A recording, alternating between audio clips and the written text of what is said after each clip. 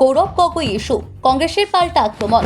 গৌরব গগৈ পাকিস্তানে যাওয়া নিয়ে মুখ্যমন্ত্রী হিমন্ত বিশ্ব শর্মার প্রায় 2.5 ঘন্টার সাংবাদিক সম্মেলনকে কড়া ভাষায় আক্রমণ করল কংগ্রেস।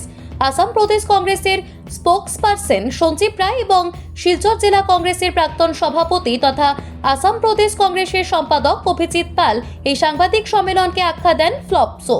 এদিনের সাংবাদিক সম্মেলনে কংগ্রেস নেতারা বলেন, গৌরব গগৈ আসাম প্রদেশ কংগ্রেসের সভাপতি হওয়ার পর থেকেই মুখ্যমন্ত্রীর চোখের ঘুম উড়ে গেছে। তাদের দাবি, মুখ্যমন্ত্রী হিমন্ত বিশ্ব শর্মা গৌরব গগৈকে ভয় পান বলেই এ ধরনের ভিত্তিহীন এবং আবোল তাবোল মন্তব্য করছেন। গৌরব গগৈয়ের জনপ্রিয়তা থেকেই মুখ্যমন্ত্রীর অস্বস্তি, তাই রাজনৈতিক দেউলিয়াত্ব ঢাকতে মিথ্যে প্রচার চালানো হচ্ছে। এদিকে মুখ্যমন্ত্রীর সাংবাদিক সম্মেলনের পর রাজ্য জুড়ে প্রতিবাদের পাশাপাশি শিলচরেও গতকাল মন্ত্রী কৌশিক রায়ের নেতৃত্বে এক প্রতিবাদী মিছিল অনুষ্ঠিত হয়। মিছিল শেষে মন্ত্রী কৌশিক রায় বলেন, বরাকে গৌরব গগৈ প্রবেশ করলে তার প্রতিবাদ জানানো হবে। এই মন্তব্যের তীব্র ভাষায় নিন্দা এবং ধিক্কার জানিয়েছেন কংগ্রেস নেতৃত্ব। তারা বলেন, কংগ্রেস ভয় পায় না এবং কংগ্রেসীরা হাতে চুরি পরে রাজনীতি করে না। তারা স্পষ্ট ভাষায় বলেন, আগামী দিনে গৌরব গগৈ বরাকে এলে শিলচর বিমানবন্দর থেকেই রেড কার্পেট বিছিয়ে তাকে অভ্যর্থনা জানানো হবে।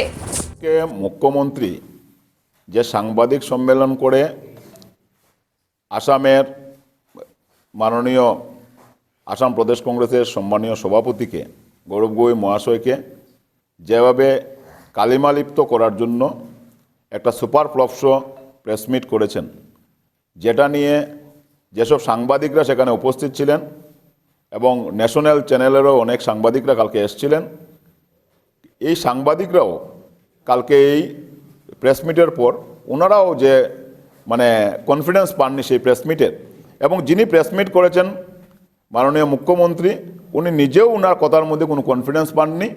কারণ 2.5 ঘন্টার প্রেস মিটের মধ্যে শুধু একটা লাইনকে বারবার রিপিট করা হয়েছে। সাংবাদিকরা যখন প্রশ্ন করেছিলেন সেই প্রশ্ন সদুত্তরও মুখ্যমন্ত্রী দিতে পারেননি। গৌরব গগৈকে পাকিস্তান উনি গিয়েছিলেন, সেই সন্দর্ভে যে উনি প্রেস মিট করেছেন আমরা দেখেছি। গত এপ্রিল মাসে যখন গৌরব গগৈজি আসামের প্রদেশ কংগ্রেসের সভাপতি হিসেবে দায়িত্ব গ্রহণ করেছেন, তখন থেকেই মাননীয় মুখ্যমন্ত্রী উনার ঘুম উড়ে গেছে। কারণ গৌরব গগৈজি প্রয়াত জননেতা, প্রয়াত মুখ্যমন্ত্রী তরুণ গগৈর সুপুত্র এবং স্বচ্ছ ভাবমূর্তি সম্পন্ন ব্যক্তি, যিনি আজকে মুখ্যমন্ত্রী না হলেও উনি আসাম তথা উত্তর পূর্বাঞ্চলে একজন জননেতা হিসাবে পরিচিত।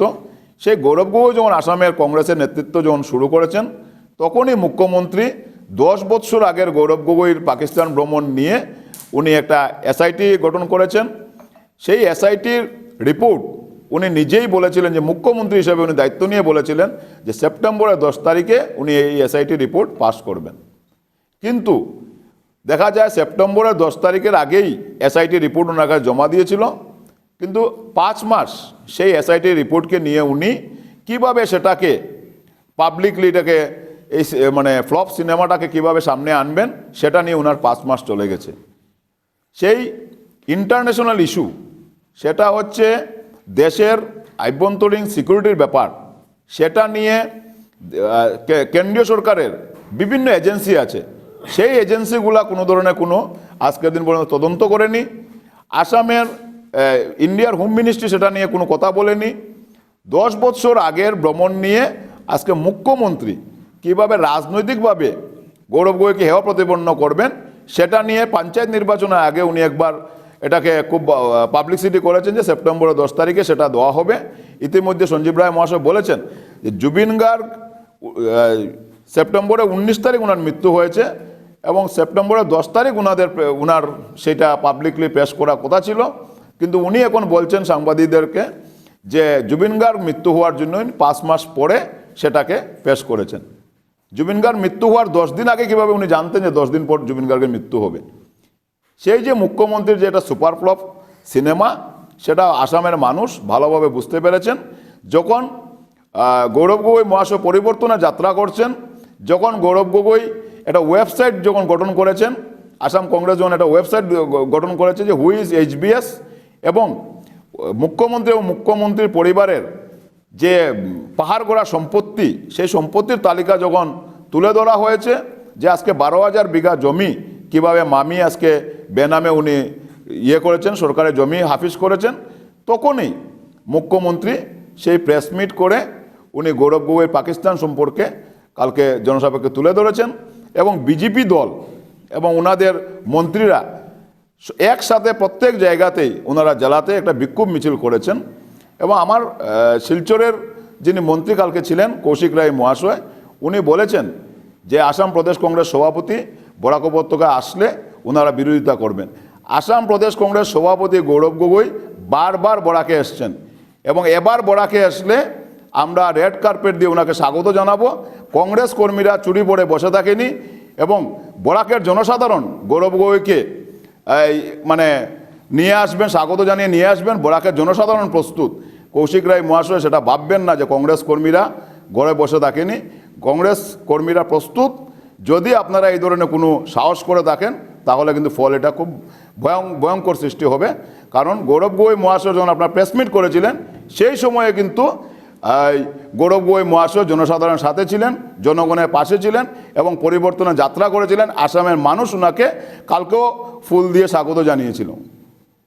বিজেপি দল বা সরকার যেভাবে বিগত 5-6 মাস থেকে আসামের কংগ্রেসের সভাপতি তথা লোকসভার বিরোধী দলপতি গৌরব গগৈজির উদ্দেশ্যে যেভাবে ওরা কিছু তথ্য সহকার মাঠে নেমেছেন ওনার ভাবমূর্তি নষ্ট করার জন্য, আমরা এর প্রতিবাদ, নিন্দা ও ধিক্কার জানাচ্ছি। আশ্চর্য ব্যাপার এটাই হচ্ছে যে 2.5 ঘন্টা প্রেস মিট এই জন্য করেছেন মুখ্যমন্ত্রী, কিন্তু উনি ভারতবর্ষে বলিউড বা টলিউডের স্ট্রাকচার জানেন যে 2.5 ঘন্টারই আমাদের সিনেমা তৈরি হয়। তাই এই সিনেমা যে ফ্লপ শো হয়েছে, আমাদের যিনি সভাপতি গৌরব গগৈজি তৎক্ষণাৎ একটা রিপ্লাই দিয়ে ওনার কমেন্ট করেছেন যে এটা ফ্লপ শো। আমরা সেটাকে সমর্থন জানাই যে ফ্লপ শো আমরা 6 মাস আগেও জানতাম হবে এবং আজকে ফ্লপ শো হয়ে পরিণত হয়েছে। সমগ্র ভারতবর্ষে এই মেসেজটি গিয়েছে যে মাননীয় মুখ্যমন্ত্রী তথা ওনার দলের যারা নেতা নেত্রীরা আছেন, মন্ত্রীরা আছেন, সবাই ধরে ফেলেছেন যে আগামী নির্বাচনের পর মুখ্যমন্ত্রী তো থাকবেন না হেমন্তবাবু, নেতাও থাকবে কিনা এইদিকে প্রশ্নবোধক চিহ্ন আছে। তাই আজকে পাগলের প্রভাব বলা হচ্ছে এবং ওরা 2-3টা অভিযোগ লাগিয়েছে যে আটারি বর্ডার দিয়ে কেন গৌরব গগৈ গিয়েছেন। আমরা ওনাদেরকে বক্তব্য বলতে চাই যে অভিনন্দন, যে মেজর অভিনন্দন ছিলেন, ওনাকে যখন পাকিস্তান থেকে আনা হয়েছিল ভারতবর্ষে, তখন সেই আটারি বর্ডারকে হাইলাইট করে ডাক ঢোল বাজিয়ে বলা হয়েছিল যে আটারি বর্ডার দিয়ে অভিনন্দনকে আনা হবে ভারতবর্ষে। কিন্তু গৌরব গগৈজি যখন সেই আটারি বর্ডার দিয়ে যাচ্ছেন, ওয়াঘা বর্ডার দিয়ে যাচ্ছেন, তখন প্রশ্ন করা হচ্ছে যে উনি কেন যাচ্ছেন। এই যে দুমুখা রোল, যে হাতি কা দাঁত খানে কা ওর দিখানে কা ওর হতা হয়, এটা ওনারা প্রমাণ করেছেন। সাথে ওনারা বলেছেন যে লাহোরের পাসপোর্টে লাহোর বলা হয়েছিল, এরপরে বিভিন্ন জায়গা চেঞ্জ করা হয়েছে। সেখানে যাওয়ার পর যদি কোনো ব্যক্তি পাসপোর্ট নেওয়ার পর, ভিসা নেওয়ার পর সেই দেশে গিয়ে যদি জায়গা পরিবর্তন করতে চান, উনি অ্যাপ্লাই করে স্পেসিফিক ওয়েতে অ্যাপ্লিকেশন করে 2 সরকারকে জানিয়ে উনি জায়গা চেঞ্জ করবেন। তাই লাহোর থেকে যদি উনি টাকসালে গেলেন, উনি সেইভাবে চেঞ্জটা করে গেলেন। এবং এই তথ্যটা আজকে অনলাইন সিস্টেম, সমগ্র তথ্য আজকে ভারত সরকার ও পাকিস্তান সরকারের কাছে আছে। এবং সাংসদ হওয়ার পরে অ্যাজ পার প্রোটোকল গৌরব গগৈজি পাকিস্তান ভ্রমণের পুরো প্রোগ্রামটা উনি কেন্দ্র সরকারকে হস্তান্তর করেছেন অ্যাজ পার প্রোটোকল, যা নিয়ে আজ অবধি না কেন্দ্র সরকার, না কোনো ইনভেস্টিগেশন এজেন্সি, না কোনো মন্ত্রণালয় কেউ ওনার প্রতি কোনো প্রশ্ন করেনি, কোনো ইনভেস্টিগেশন করেনি। কারণ সব ব্যাপারগুলো একদম হোয়াইট ছিল, অন পেপারস। আজকে দেখা যাচ্ছে সেই প্রশ্নগুলো করা হচ্ছে। তাই আমরা যে সিট গঠন হয়েছিল, সিটের আমরা যে প্রতিবেদন আছে, ওকে আমরা ওনার টোল প্রোগ্রামের প্রতিবেদন বলছি। টোল প্রোগ্রাম ছাড়া কিছুই নেই। এবং যে কথাগুলো 6 মাস আগে গৌরবজি বলেছিলেন, আজও গৌরবজি বলছেন, আগামীতেও বলবেন, সৎ সাহস দিয়ে বলে যাচ্ছেন।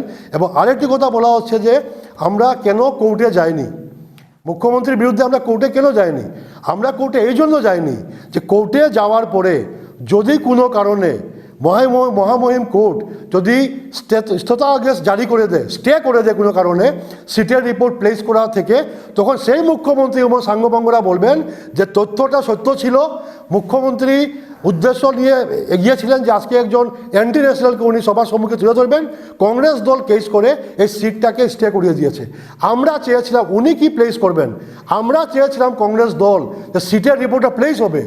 আমরা অপেক্ষায় ছিলাম যে সিটের রিপোর্টটা প্লেস হওয়ার পরে সব কিছু নাল অ্যান্ড ভয়েড হয়ে যাবে, সব কিছু জনসম্মুখে এসে যাবে এবং ফ্লপ শোটা ফ্লপ শো হয়ে যাবে, এবং সেই জন্য আমরা কোর্টে যাইনি, তাদের স্টে করা না হয়। আজকেও আমরা তাকিয়ে আছি আরও কোনো ডেট আছে কি না, আরও কোনো প্রতিবেদন আছে কি না, কারণ গৌরব গগৈজি জনসমক্ষে ছিলেন, জনতার সাথে ছিলেন, আজও আছেন, আগামীতেও থাকবেন। আগামীতে মুখ্যমন্ত্রী চেহারা হিসাবে সমগ্র আসামে সবাই জানে যে গৌরব গগৈজি মুখ্যমন্ত্রী হবেন, এবং উনি যেভাবে এগিয়ে যাচ্ছেন আমরা কংগ্রেস দল ওনার সাথেও পাশে আছি। আগামী যখন উনি বরাকে আসবেন, আমরা আবারও আমাদের যারা বিজেপির বন্ধুরা আছেন ওনাকে জানিয়ে দিই, আগে আমরা রেড কার্পেট দিয়ে ওনাকে আমন্ত্রণ জানাইনি, এবার আমরা এয়ারপোর্টে রেড কার্পেট দিয়ে আমরা গৌরব গগৈকে বরাক উপত্যকায় আমন্ত্রণ জানাবো।